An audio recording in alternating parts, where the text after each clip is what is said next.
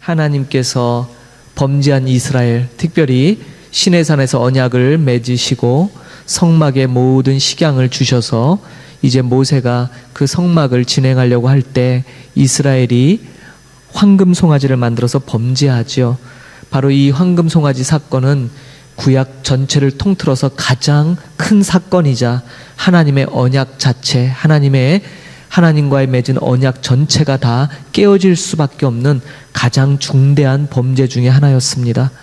이 절대절명의 위기 가운데서 모세라는 사람의 탁월한 중보, 특별히 32장서부터 시작되는 걸 보면 3번에 걸친 모세의 중보기도가 나오는데, 오늘 본문 33장 15절 이 말씀은 마지막 3번째 모세의 중보기도에 해당됩니다.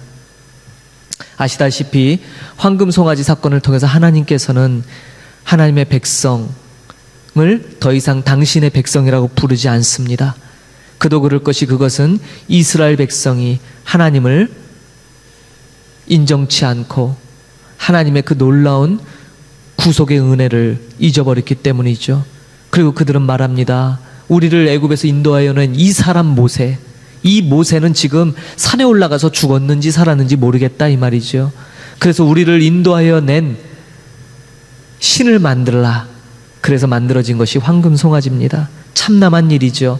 하나님도 부인하고 그들의 지도자인 모세도 부정하는 정말 참담한 일이 아닐 수 없죠. 이 일에 대해서 하나님은 결코 용서하지 않겠다고 모세에게 이 모든 백성을 진멸하겠다고 말씀하십니다. 그때 모세가 정말 목숨을 건 중보의 탄원을 하죠. 하나님이 그렇게 행하시는 일을 심지어 모세는 악한 일이다 라고 얘기를 했어요. 우리 성경에는 그 의미가 잘 나오지 않지만 원문에 보면 하나님이 행하시고자 하는 그 일은 악한 일이다라는 거예요. 악이라는 거예요. 아니, 하나님이 악하다? 아마 사람으로서 하나님에게 이런 말을 할 수 있었던, 이런 말을 한 사람은 아마 모세가 유일할 것입니다. 하나님이 지금 이스라엘 백성을 진멸하려고 하는 것은 악하다는 거예요. 왜냐하면 하나님이 언약하셨고 그의 백성의 이 잘잘못과 무관하게 하나님의 신실하심을 지키셔야 되는데, 백성들이 하나님의 앞에 지금 범죄했다고 그 백성을 진멸하는 것은 그 하나님의 공의의 성품에 맞지 않는다라는 거예요. 누가 이런 생각을 할 수 있을까요? 누구라서 이 전능하신 하나님 앞에 이러한 반대를 할 수 있을까요? 그래서 신학자들은 이 모세의 이때 모습을 가리켜 이런 용어를 만들었어요. 충실한 반대자. 재밌지요? 충실하대요. 충성되대요. 하나님 앞에 모세는 충성된 사람, 충실한 종이에요. 그런데 반대해요. 그래서 붙여진 이름이 충실한 반대자라는 개념이에요. 충실한 반대자. 이 충실한 반대자라는 말 자체가 아마도 중보자 모세의 모든 모습을 대변하는 그런 용어일 거예요. 여러분, 하나님 앞에 충실한 반대자, 이 말은 하나님을 어기고 하나님을 거역한다는 의미가 아니라 하나님의 하나님 되심을 인정하면서 동시에 하나님이 그 백성 이스라엘과의 언약에 충실하셔야 됨을 다시 한번 하나님 앞에 탄원하는, 그러니까 핵심은 뭐냐면 모세는 하나님을 정확하게 알고 있었던 거죠. 하나님이 어떤 하나님이신지, 어떠신 분인지를 너무 명확하게 알았기 때문에 그 하나님, 그러니까 지금 백성을 불쌍히 여겨달라, 이스라엘 백성을 이렇게 진멸하시면 안 됩니다, 이런 호소가 아니라 이스라엘 백성을 긍휼히 여겨달라는 데 초점이 있는 것이 아니라 하나님의 신실하심, 하나님의 선하심에 초점을 맞추고 있어요. 그러니까 하나님이 하나님 되셔야 된다는 거예요. 하나님이 하나님의 그 약속을 이렇게 파괴하면서 그 백성을 진멸하시는 것은 그건 악한 일인 거예요. 그건 잘못된 일이에요 라고 얘기하고 있다라는 거죠. 하나님을 꾸짖는 게 아니라 하나님의 하나님 되심을 나타내시옵소서라는 그런 중보의 기도가 아닐 수 없어요. 이렇게 모세가 하나님 앞에 목숨을 걸고 기도하니까 하나님께서 그 뜻을 돌이켜 백성을 진멸하지 않기로 결정하십니다. 그리고 나서 뭐라 그러냐면 그 백성을 이제 가나안 땅에 보내라. 내가 앞서 나의 천사들을 보내겠다. 그런 얘기를 하세요. 오늘 본문이 뭐냐면 하나님이 이스라엘 백성을 진멸치 않고 이제 그들로 언약의 땅에 들어가게 하시는데 함께 하지는 않겠다라는 거예요. 모세와는 함께 하지만 이스라엘 백성과는 함께 하지 않겠다라는 거예요.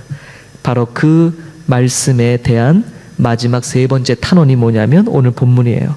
모세가 여호와께 아뢰되 주께서 친히 가지 아니하시려거든 우리를 이곳으로 올려보내지 마옵소서. 하나님 앞에 목숨을 건 중보의 결과로 말미암아 이스라엘 백성은 진멸되지 않았습니다. 살아난 거죠.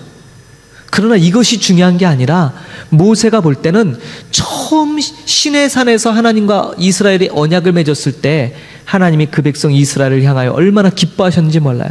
신랑이 신부를 맞이함 같이 그렇게 기뻐하며 그렇게 하나님이 그 백성 이스라엘과 친히 언약을 맺으셨어요. 친히 두 돌판에 계명을 적으시며 야 그래 이제 너랑 나랑 오래오래 행복하게 잘 살자꾸나 이러면서 언약을 맺으셨던 그 하나님. 그러나 그 백성의 범죄함으로 그 모든 언약이 깨어져 버렸죠. 참담한 마음이겠죠. 하나님의 마음이 얼마나 괴로우시겠어요. 모세의 중보로 말미암아 그 백성을 내치는 것은 돌이키셨지만 함께하지는 않겠다. 그러자 모세는 하나님 용서하시려거든 그의 백성과 함께 시내산에 언약을 맺었었던 것처럼 그렇게 함께 하셔야지 의미가 있지. 진멸하지만 않고 함께하지 않는 것, 동행하지 않는 것은 아무런 의미가 없는 것입니다. 그러면서 뭐예요? 주께서 친히 가지 아니하시려거든 우리를 이곳에서 올려보내지 마옵소서. 우리가 약속의 땅 올라가는 게 무엇이 중요합니까? 언약의 땅, 그 언약의 땅이 축복의 땅이고 젖과 꿀이 흐를 수 있는 근거는 하나님이 함께 하시기 때문이에요. 그 땅이 가나안 땅이 젖과 꿀이 흐르는 땅이 될 수 있는 요인은 하나님이 이스라엘과 함께 하시기 때문이에요. 그런데 그런 하나님이 함께 하시지 않겠다? 그 땅 들어가면 무슨 소용이 있겠냐 이 말이에요. 그 땅 올라가면 무슨 의미가 있냐 이 말이에요. 여러분 신앙생활에서 우리가 하나님 앞에 은혜를 입어요. 죄의 용서를 받고 생명을 얻었어요. 복을 받았어요. 그런데 하나님이 동행하지 않는다면 여러분 어떤 마음이 드세요? 이건요 정말 큰일 날 소리죠.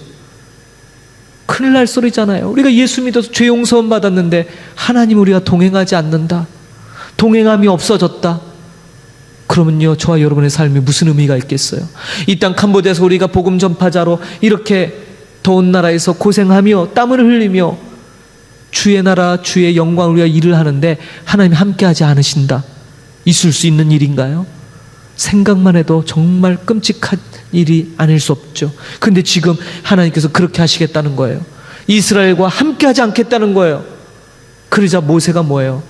무슨 말씀입니까 하나님? 주께서 친히 올라가지 아니하시면 우리가 올라간들 그게 무슨 의미가 있겠어요? 우리도 올라가지 말게 하옵소서. 그만두시죠. 여기서 그만 접으시죠. 이러고 지금 탄원하는 거예요. 그러면서 하나님 앞에 막 간절하게 세 번째 마지막 탄원을 했을 때 비로소 하나님께서 그 뜻을 온전히 다시 회복하시고 전처럼 그들과 함께 하시겠다는 그 약속을 받아냅니다. 여러분 이게 중보자예요. 모세 이후로 모세보다 더 큰 중보자는 오직 예수 그리스도 한 분뿐이죠. 신약성경 히브리에서 보면 모세보다 더 뛰어나신 대제사장, 모세보다 더 뛰어난 중보자인 예수님을 높이고 있어요. 저는 그 비교 구문이 별로 와닿지 않았는데 이 출애굽기를 공부하면서 신약 히브리서에서 이렇게 놀랍게 왜 이스라엘 사람들이 모세를 가장 위대한 그들의 민족의 지도자로 심지어 다윗 왕보다 민족의 시조인 아브라함보다도 그들이 모세를 더 위에 돌까? 그렇게 별로 와닿지 않았는데 이 모세의 중보 기도를 보고 난 이후에는 유대인들이 모세를 향한, 모세에 대한 그들의 마음이 어떠한지를 조금 느낄 수 있었어요. 그들에게 있어서 모세는 단순한 사람이 아니에요. 하나님 앞에 반드시 죽임을 당하고 하나님 앞에 반드시 멸망할 수밖에 없는 그들을 목숨을 걸고 중보해서 살려낸, 그냥 살려만 준 게 아니라 예전처럼 하나님과의 언약 가운데 있었던 그 가장 충만했던 그 시점으로 다시금 이스라엘의 관계를 회복시켰던 장본인이 모세였어요. 그 얼마나 대단한 거예요. 그런데 신약 히브리서에서 보면 바로 이 모세보다 더 뛰어나신 중보자인 예수 그리스도를 설명해요. 그러니까 이해가 되는 거예요. 와, 그렇구나. 만약에 모세가 한 번만 중보하고 멈췄더라면, 두 번만 하고 멈췄더라면 그 구원은 온전한 구원이 될 수 없어요. 세 번째까지 탄원하며 하나님의 뜻을 돌이켜서 다시금 이스라엘과 동행하게 하셨을 때 그 중보가 온전했던 것처럼 모세보다 뛰어난 예수 그리스도의 중보는 오늘 하나님 앞에 모세보다 더 뛰어난 중보로 우리에게 주어집니다. 우리의 행실, 우리의 악함, 하나님의 은혜를 이렇게 소진하고 있는 우리들을 볼 때 희망 없음은 너무나 자명한 사실이잖아요. 그런데도 우리 주님이 하나님께 중보하시죠. 아버지, 내가 저를 위해 죽었고 저를 위해 나의 모든 생명을 드렸습니다. 아버지, 나로 인하여 저를 복 주시옵소서. 아버지, 나의 희생이 헛되지 아니하도록 저에게 하나님의 긍휼을 더하시옵소서. 우리 예수 그리스도께서 지금도 변함없이 하고 계신 일이 바로 저와 여러분을 위한 중보의 기도십니다. 바로 이 기도에 힘입어 우리들이 오늘도 하나님과 화목한 관계에 들어가 있는 것입니다. 할렐루야. 얼마나 귀한 은혜입니까? 이 화목의 은혜, 이 예수 그리스도의 중보, 대제사장적 영원한 이 중보로 말미암아 우리는 결단코 하나님과의 관계에서 실패하지 않습니다. 얼마나 놀라운 위대한 증거예요. 여러분, 이거 믿어지십니까?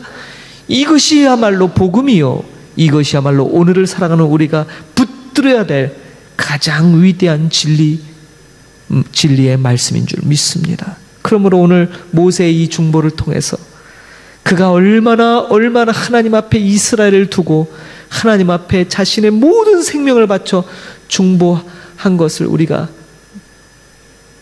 목도하면서 우리를 위해서 지금도 중보하고 계시는 예수 그리스도를 생각하지 아니할 수 없습니다.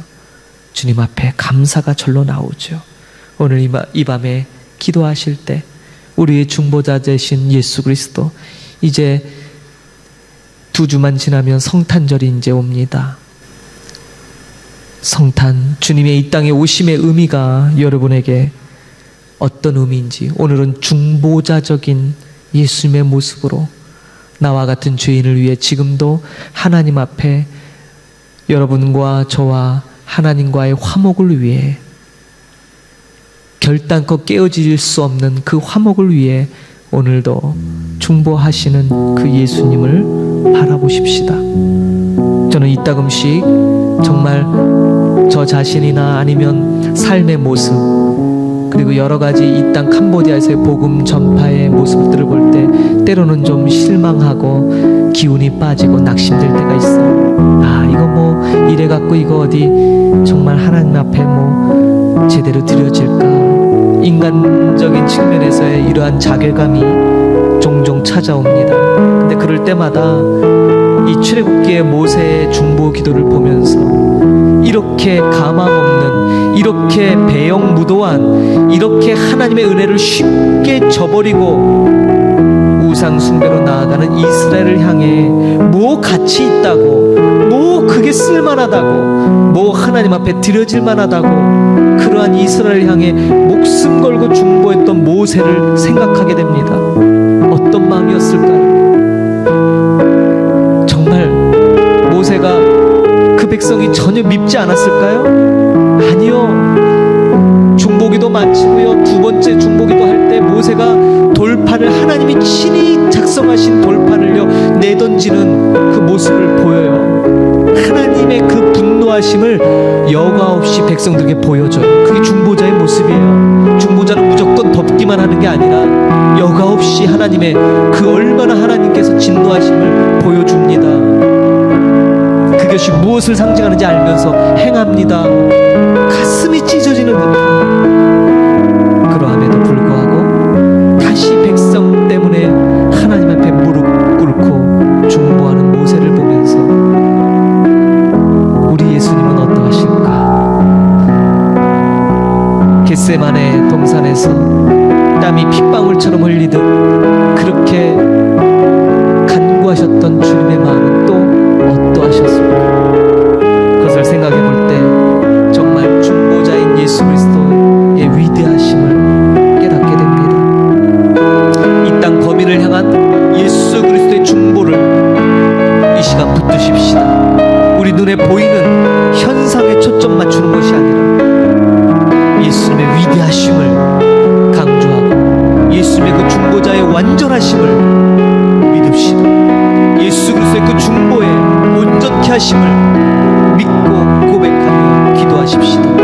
이 땅 캄보디아에 소망이 없는 것처럼 보일지라도 예수 그리스도의 중보에 초점이 맞춰지면 소망이 있습니다. 예수 그리스도의 그 대제사장 되심의 위대한 직분에 모든 것이 걸려있기에 우리는 실패하지 않을 것입니다.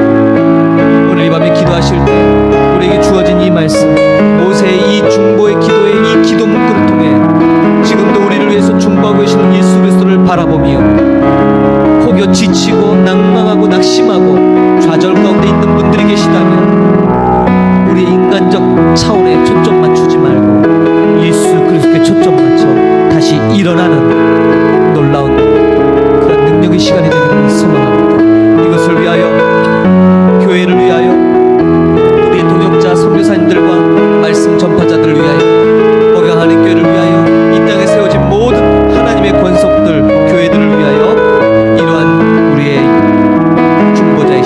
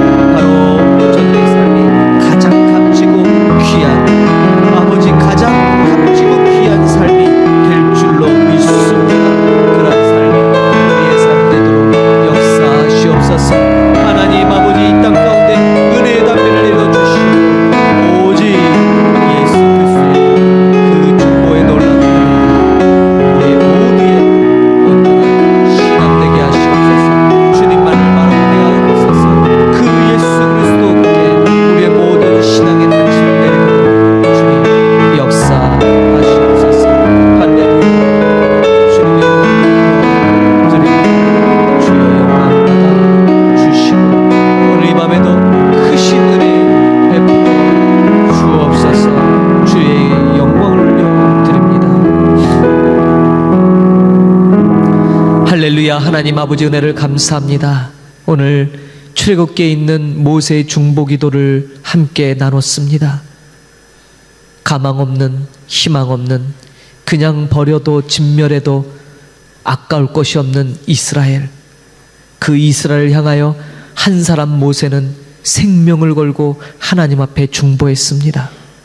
이스라엘의 약함, 이스라엘의 죄, 이스라엘의 무익됨에 초점 맞춘 것이 아니라 하나님께 오직 초점을 맞췄습니다.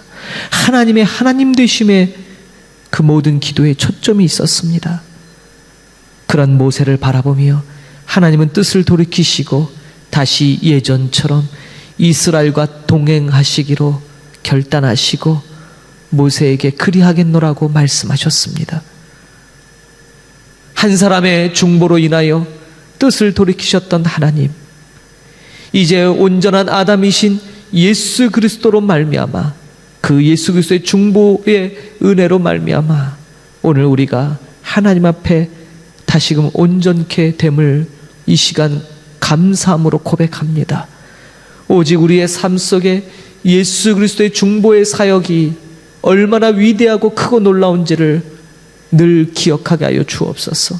그 중보로 말미암아 오늘도 우리가 하나님 앞에 설 수 있고 우리가 하나님의 일을 감당할 수 있고 우리가 함께 합력하여 선을 이룰 수 있는 줄 믿습니다.